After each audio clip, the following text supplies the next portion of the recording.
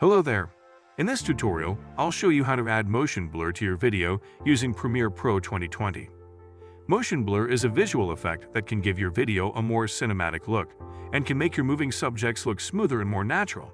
Let's get started. First, import your footage into Premiere Pro and place it on the timeline.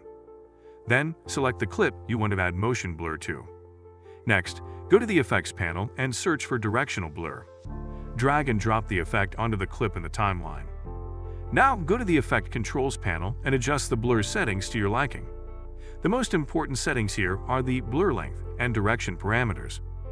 The blur length controls how much motion blur is applied, while the direction controls the angle of the blur. You can experiment with different values to achieve the desired effect. If you want to add even more realism to your motion blur, you can use the shutter angle parameter to simulate the effect of a physical camera's shutter speed. The higher the shutter angle, the more motion blur you'll see. Finally, preview your footage to make sure you're happy with the motion blur effect. You can also adjust the effect's settings further if needed. That's it. Adding motion blur to your footage can make a big difference in the overall look and feel of your video. Experiment with different settings and have fun with it.